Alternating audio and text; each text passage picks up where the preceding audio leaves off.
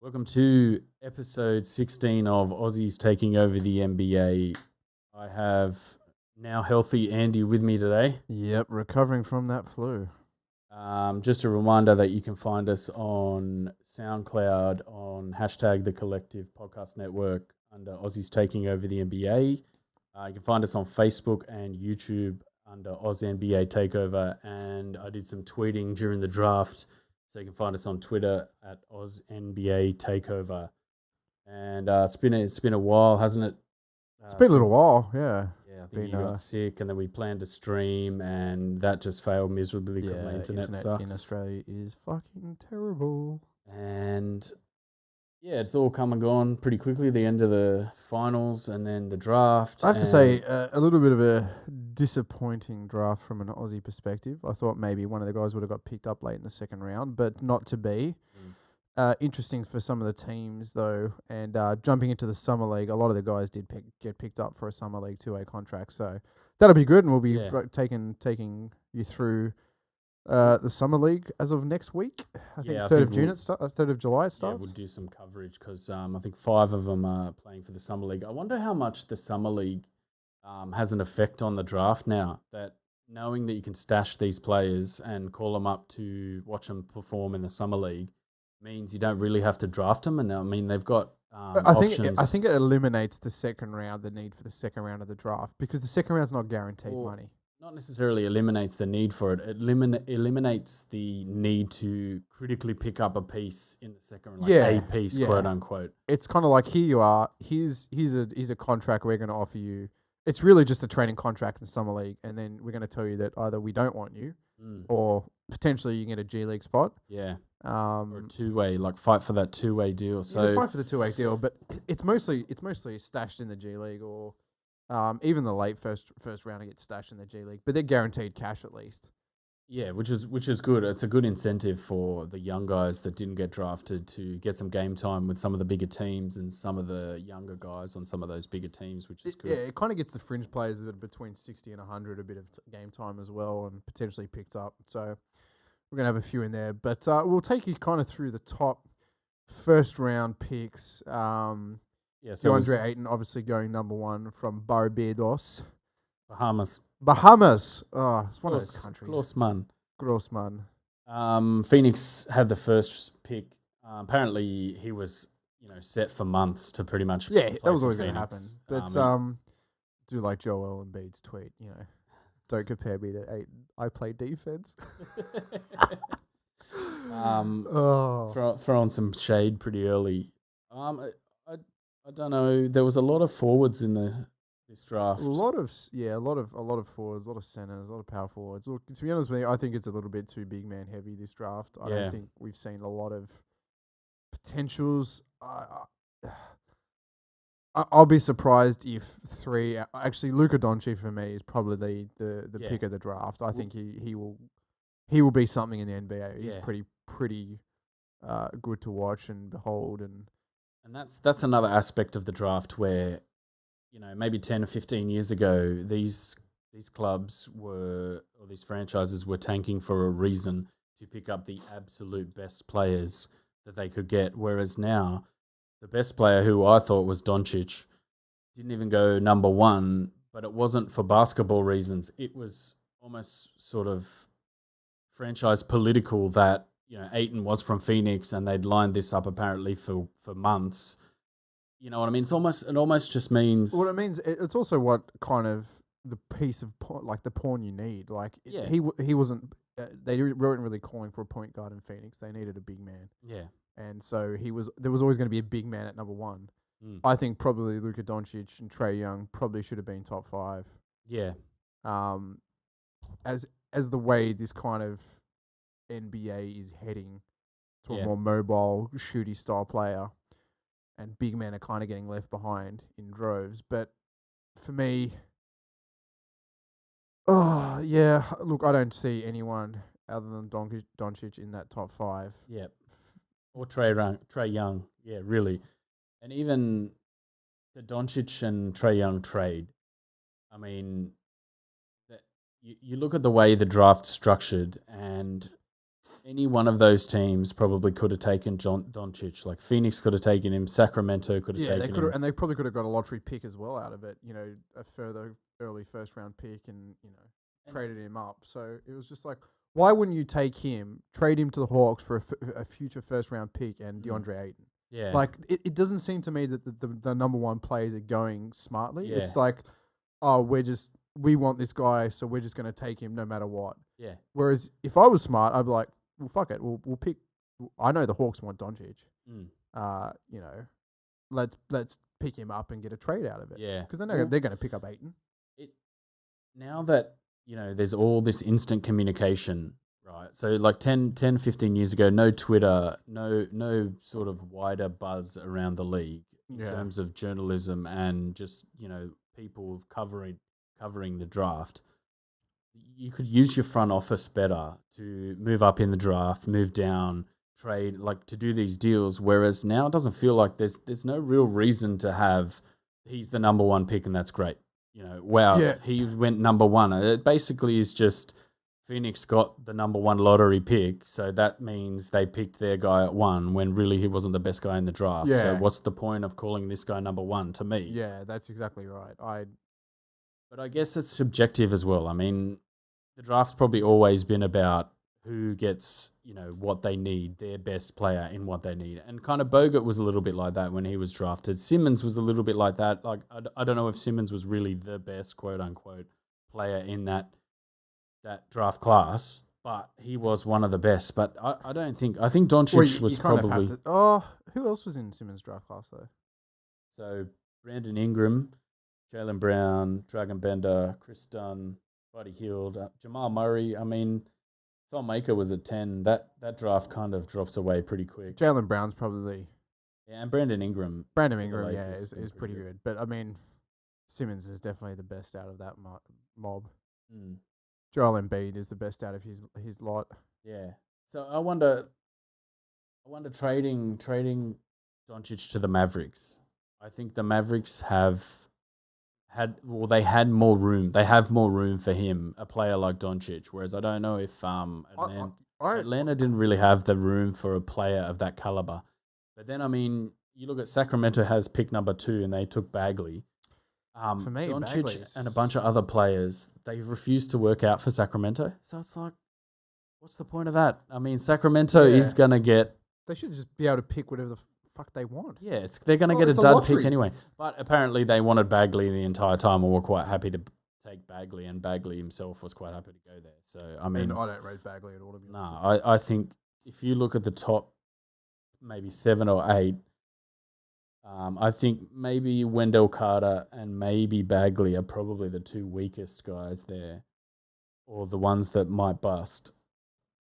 But I did think it was quite interesting that Orlando needed a point guard and they took Mo Bamba, and it was a bit unusual. Maybe the fact that Trae Young got taken by the Mavericks and traded, maybe that changed where they were thinking. What they were thinking. I would say Mo Bamba would be like a kind of develop and use as a trade pawn potentially 12 months, 2 years down the track.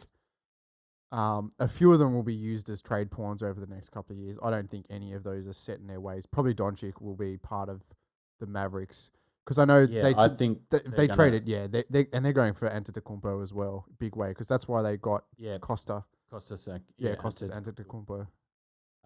Which would be a bit of a mean mix if it was Doncic and Antetokounmpo, and they had a bit more room to Dallas to draft a player with that kind of Simmons like court presence. Yeah, a floor general essentially. Yeah, and not a traditional point guard floor general. More of Doncic. I think he's 6'10".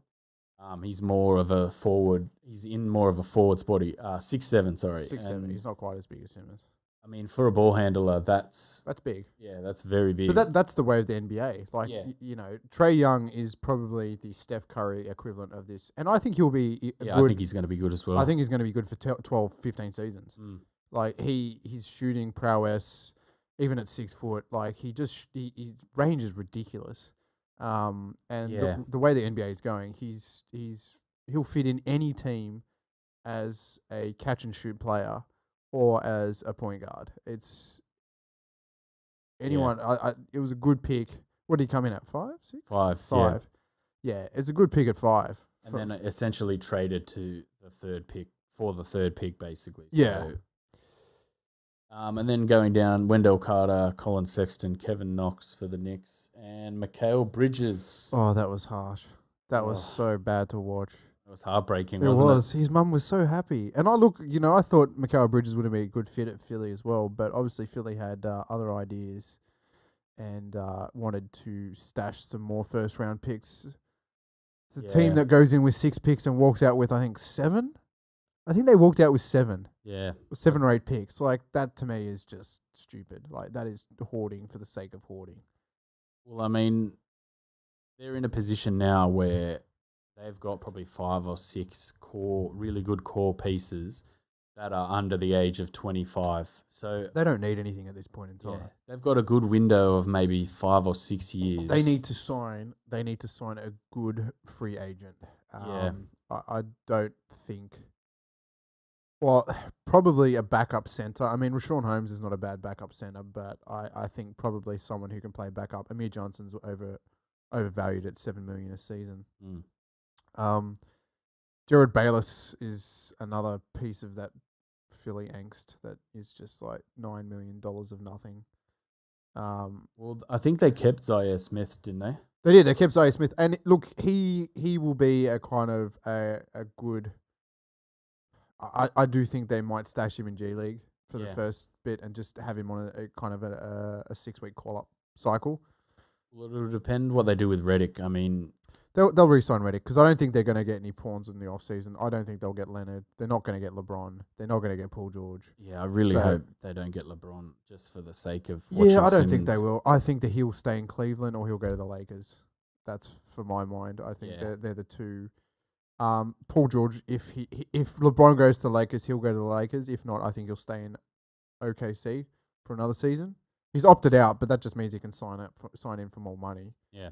And Kawhi, he's probably the only one because Spurs are pretty adamant they're not trading to a Western Conference team. So, I mean, anyone who takes Kawhi and gets rid of good 2 quality players, the Sixers are looking to get rid of Saric and Covington. It's a fucking woeful trade. Yeah, I wouldn't. For a season, you know he's going to go to the Lakers in 12 months. Mm. What are you going to win one season with him? Like, there's no legacy in that. And then you go back to your draft porn again. You got to start again. You want to build that kind of franchise that Golden State and potentially Houston is building, and Celtics. That's the kind of you're not going to do that with 1 year with Kawhi Leonard. If he's going to commit to 3 to 5 years, build a franchise around him. But he's not. So we know he wants to end up in LA. Let him go. But I mean, he's also another player that's very hard to read too. I mean, putting him in any team would obviously make them better, but he does so many things and he's such a low-key kind of player that you can't really compare it to LeBron James where you're getting a whole entourage of different things. I mean, you're getting a headliner in terms of putting bumps on seats. You're getting a very experienced finals player who's won championships by himself, basically. And you're getting experience for that payday. Of course. No one, I think LeBron got hard done by an MVP. You look at the stats against Harden. I think so as well. Harden dropped off, and LeBron was way, way, way up there. Even Anthony Davis deserved it more than bloody James Harden. But you are getting a single-man team. I think that you get, Cleveland for my mind. I think he might opt in at Cleveland. I think for 1 more year. Yeah, I don't think he's who LeBron you're talking about. Yeah, there's been some trade rumors around staying in Cleveland.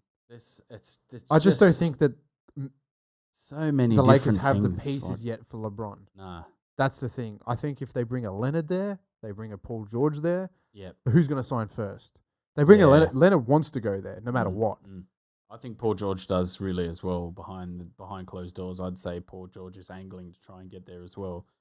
And I kind of think LeBron is also, but LeBron is obviously the easiest one to read in all of that because of the way his entourage works. His entourage will move way before he does. And Kawhi Leonard obviously is the toughest one to read because of his really low-key personality. Well, not only that, he actually doesn't own himself at the moment. He's still got another year on his contract. Yeah, that's another part of it too. So he doesn't own himself. The Spurs own him. So if they want to, bully him into staying, they can. He doesn't want to stay. They want him to go to an Eastern Conference team. I don't think anyone in the East is going to give him what he wants for 12 months. Yeah. I just think that the pawns that Spurs will want for him is a Sarge and Covington, and he's not worth that. Not for a single season, because you just left rebuilding. Yeah, I wouldn't either. Months. Like, that's getting rid of they're young guys who Sarge are still is a growing. quality player for a second. This is his third season. Like he's a 20-point player, good traditional old school power forward. It's could shoot too. They could shoot. Mm. So Shai Gilgeous-Alexander, he got drafted 11 and traded to the Clippers. Miles Bridges, Jerome Robinson, both with the Clippers, and obviously Miles Bridges, I think, went to Charlotte in that trade with Shai Gilgeous-Alexander. And then Michael Porter Jr. could be the pick, the dark horse, the Joel Embiid of the round, because he is a really good player. He was destined to go number one, but obviously had a very bad, well, not very bad, just had some disc problems, having the same surgery as Tiger Woods has finally had. So he's had it, around health. Is he going to get back to where he was? Yeah, the surgery's not that big a deal. Like, fuck, it's an ALIF. It's an anterior lumbar interbody fusion. It's one level. He'll get back to where he was. It'll take him 12 months to do it. He might come back halfway through the season, get, a few minutes. He'll be on restricted minutes for 12 months. Good buy at 15, 14, I think. Yep. Last lottery picks. Good buy. I mean, if he gets back to any kind of resemblance of what he was doing in college, then he will do well, and he will be the Donovan Mitchell, not next year, but the year after, for my mind. Yeah, well, they've got Jamal Murray from last year, Denver, and they've got Nikola Jokic also. Yeah. Both quality players. Look, they got for a fringe team. I mean, they've had good win percentages over the last couple of seasons, but still miss out. It's just a harder conference to make the finals in. So I think very good piece of the puzzle to add. Yep. For my mind, between 15 to 30 is just all G League stashes for me. I don't see anyone in those really making a bit of a stand. To the 76ers again. I think they got the... So that was, Zaire Smith was that shooting guard who was... That was when I was bringing up about Redick. They were probably... Philly's probably after another guard that can play the two guard, but also can stay on the floor. I think Redick's probably a little bit undersized to... Well, they've got TLC and they've got Furkan Korkmaz. And TLC had a bit of a bad injury run, but I remember kind of, 10, 15 games in the season, you're like, who's this guy that just scored 20 points? I've never heard of him. He's quality. He just had a bit of a bad luck with injuries, had a bit of a cold snap, and but he'll get back into it. He's a good player, and he's a good sized guard. I think he's 6'6", 6'7", so good size. Redick's a little bit undersized, but still Redick's a great player. Like he had a career best season. He got found out. Too. Yeah, he got found out in the finals a little bit by Boston, but again, that's some good coaching. Yeah, and I think if you look at that Philly team, that's an area where you can look at and go, right, if we could get a 6'7" guard that could take a little bit of the pressure off Redick in those situations, like I think that was one of the spots they could really have sort of found a piece. And so I hope Zaire Smith does good. Then we get out of the lottery and Dante DiVincenzo, shooting guard for the Bucks. I don't know who was with him, but she was hot. I think it was his mum. No, that was Luka Doncic. That was what do you call it? Kevin Durant was like, yeah, she's nice. He was a shooting guard. I wonder, there were a few trade rumors floating around for Delhi, so I wonder if that might have an effect, because I think Dante DiVincenzo can handle the ball. He's a great shooter, but to me, I think they've probably can deal with another year of playing Delhi at backup point guard. Yeah, I mean, for me, it was a little bit of a worry that the fact that they got they didn't get released, but they chose to play for the Boomers when no one else kind of did. Maybe they wanted to do that.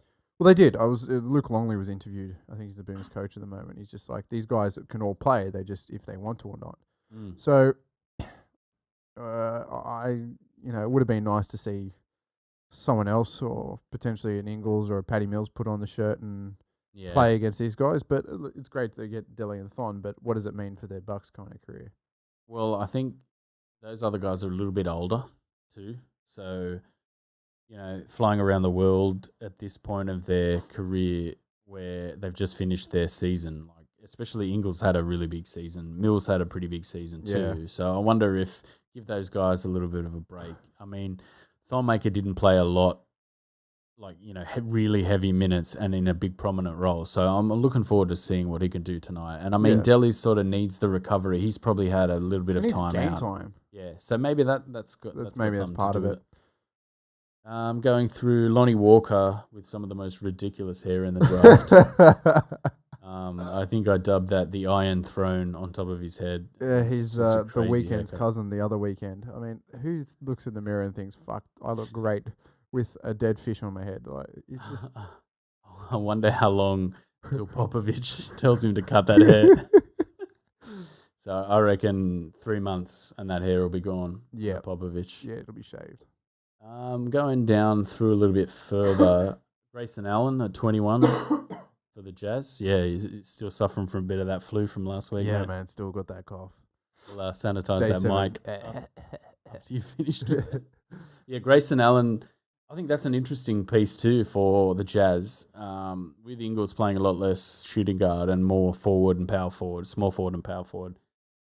He's, to have shooting on both wings, Grayson Allen's a decent ball handler.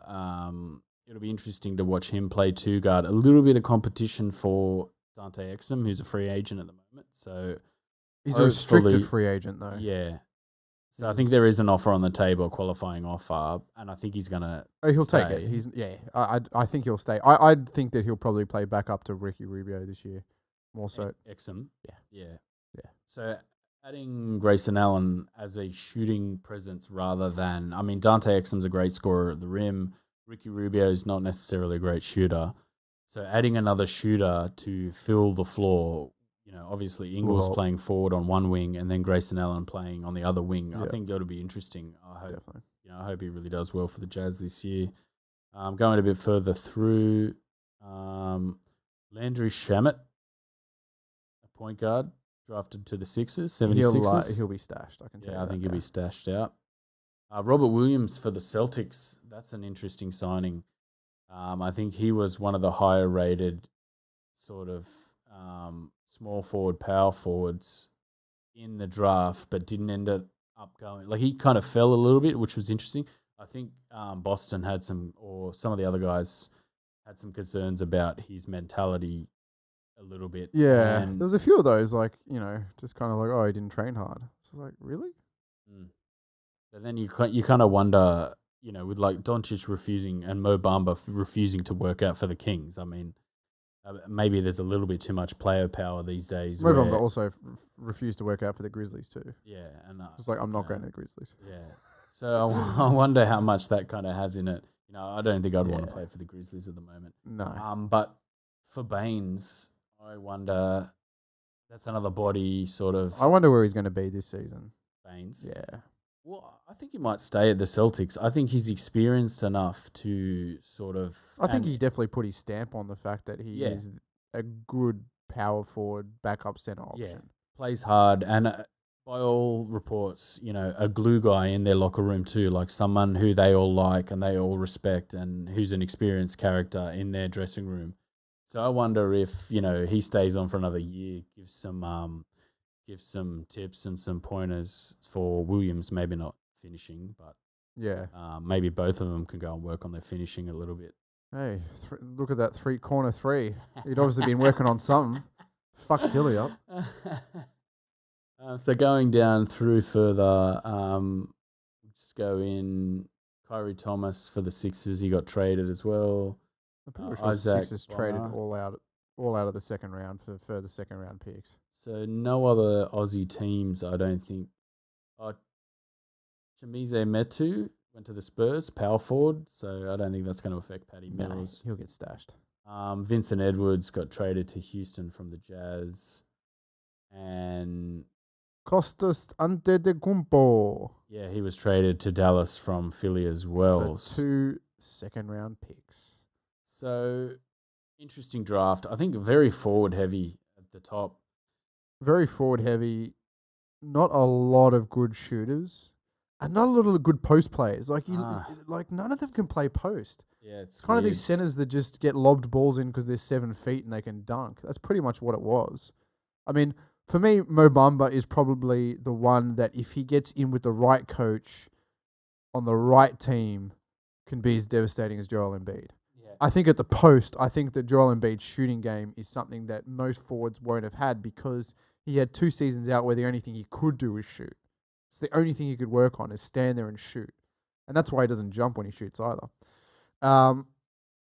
So yes, yeah, so I don't know. 7'10" wingspan, like he should be a block. He should be like a Rudy Gobert, big long arms. That's Mo Bamba. Yeah, Yeah, I don't know how. A lot of the Steph Curry effect, like a lot of these forwards are coming out with shots, and I would much prefer the forwards to come out of college with a solid post game. yeah, And then go, okay, now we'll work on your shot when you're 22, 23, 24 and Yeah. expand your game. Where I feel well, I like think they all trying to be MVPs first season out. yeah, I feel like these guys are coming out of college with no post game and with shots, and then it's almost backwards now where you need to have a solid sort of, an aggressive approach and a solid post game, then add the shooting, in my opinion. Yeah, And it just feels like it's all backwards this year, or it's starting to get a bit where these guys come out with no inside game. And I wonder where that's going to take the NBA in general and where these guys are going to end up in 4 or 5 years. I mean, I just think that this year there's probably 2 pieces out there that'll become franchise headlines. I think that's Trae Young and Luka Doncic. I think everyone else kind of just fall into the background. So not a good overall trade draft year, but again, there's a lot of big names that are still in the prime of their careers. Yeah. That and a lot of there's probably the franchises that need it the most are the Grizzlies, the Cavs, which really have no identity at the moment, post LeBron, the Hawks and the Mavericks. Yeah. And obviously with Trae Young and Doncic going for the Hawks and the Mavericks, yeah, they've got their identity. So it's really the Grizzlies and the Cavs. And the Cavs are for me their pick was shocking. Like I don't think he's going. Colin Sexton, wasn't it? Yeah, I think it was. I don't rate him at all, to be honest with you. Yeah. Looking at his highlight reel, not a high scoring.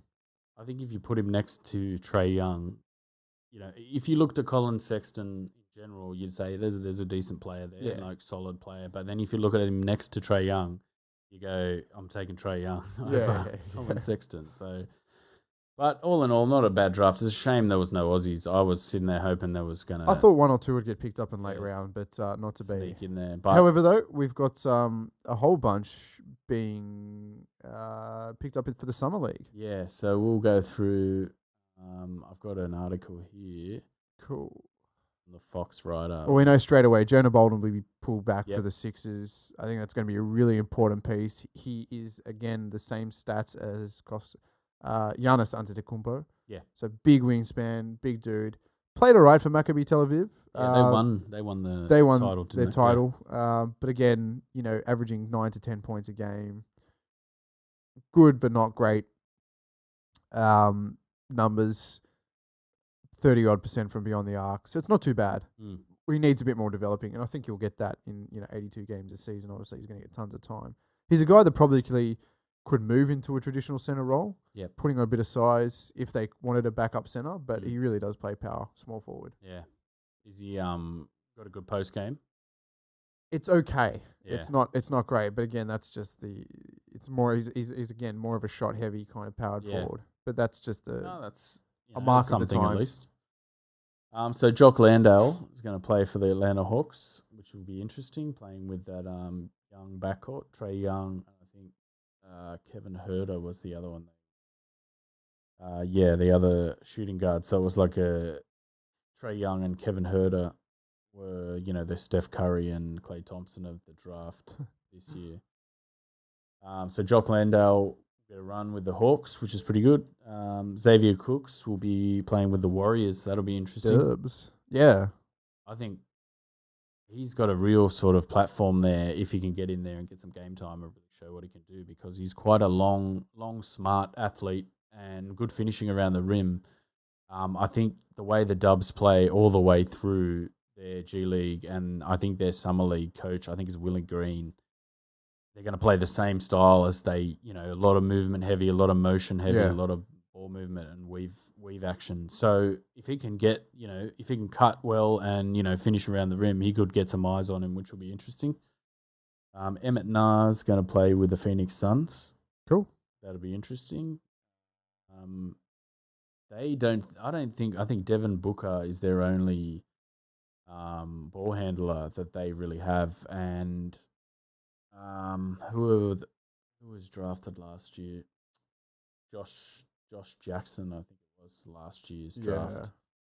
So that'll be interesting. Deng Adele's going to be playing with the Houston Rockets. That'll be interesting. And Mitch Creek. That's right. He's South Melbourne or Melbourne, isn't it? So, played in the NBL last year with the 36ers, Melbourne. Melbourne, yep. That's so he played with the Jazz last year in Utah's Summer League. That's interesting. But he'll be playing with the Dallas Mavericks this year. And Duop Reith will be playing with the Dallas Mavericks as well. Cool. So, plenty of action. I think we'll bring some of that action. Yeah, we'll be covering we'll be covering all the games really. All the Aussies are in and reporting on it. So it's a 2-week tournament or 2 weeks? Yeah, 2.5. 2.5 weeks. I think they're all different. Yeah, there's all they've got structures. 3 in one state. I think it ends up being the finals end up being in Vegas, I think. Yeah. So that'll be interesting. We'll bring some coverage of that. Yeah. And Ben Simmons, Rookie of the Year. ROY. Yeah. Definitely warranted. I mean, yeah. Donovan Mitchell, very, very good cause for pushing that. I think, he outstanding player. Yeah. I think he had a better finals than Simmons, but... Yeah, Simmons kind of shut the bed, but taking a team... I mean, the Jazz were an okay team before he came in. Yeah. Philadelphia were dog shit. Yeah, I think he's transformed that team. And I think Simmons had a better all-round season. I mean, we're pretty bied, and we're probably going to pick Simmons. Yeah, but 8 rebounds, 8 assists, 16 points. It's blocks, steals. Like, he's top 10 for steals. I think he had probably the more consistent and better season, but I think the consistency that Donovan Mitchell showed in the playoffs warranted being in the conversation. Like, I think if it was either of them, like both of them could have been disappointed. Simmons would have been disappointed if it was Mitchell, and Mitchell obviously was disappointed that it was Simmons. There was some funny memes going around. I like there was one on Instagram where Simmons is like not a rookie, the rookie. Yeah. And I think there was a van or something that there was a rookie van Donovan Mitchell had, and then Philly tweeted out Rookie of the Year van, not the Rookie of the Year van or something like that. It was interesting, but well deserved. I thought that was well deserved. Yeah, Stray's first Rookie of the Year, but definitely a future Hall of Famer. Yeah, he's going to be fantastic. I hope he has another great season. That's just mainly why I don't want LeBron to go to that team, because it's going to get in his way, in my opinion. Look, LeBron goes there, they win the championship next year, from my mind. They get to the finals at least. They get to the finals, I think, with Embiid and Simmons. If Simmons develops any kind of shot, he is going to be ridiculous.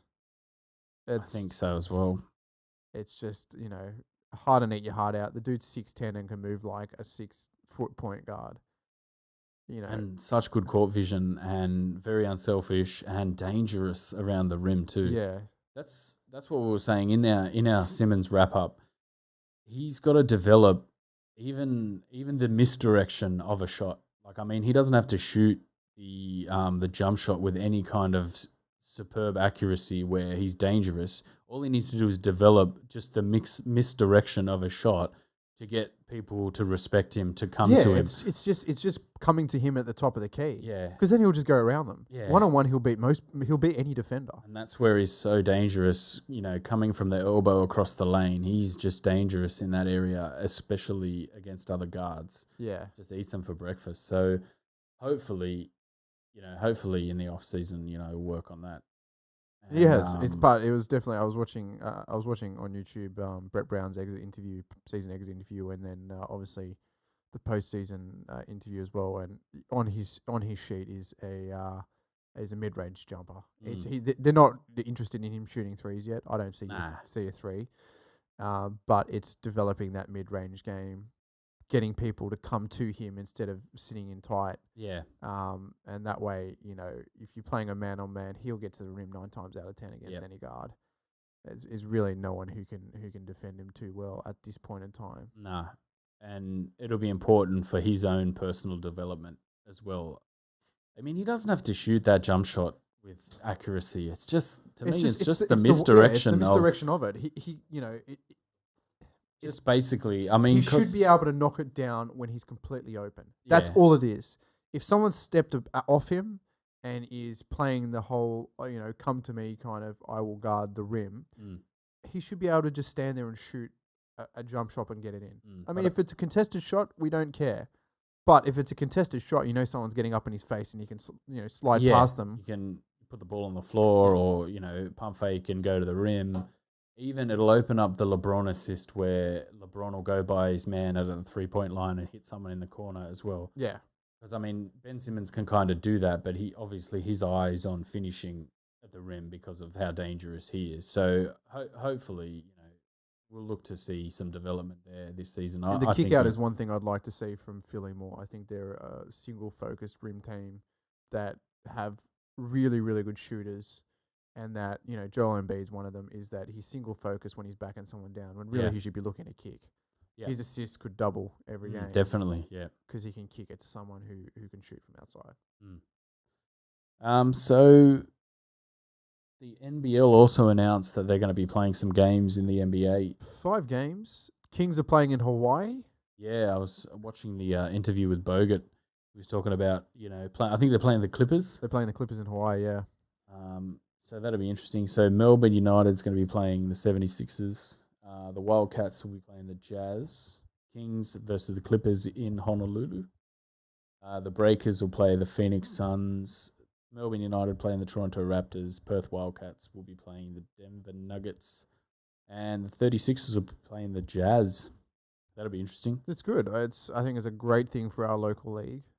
It'd be really, really good if we could get an NBA team here. Yeah, definitely. That'd be fantastic. I mean, they're doing London again. Yep.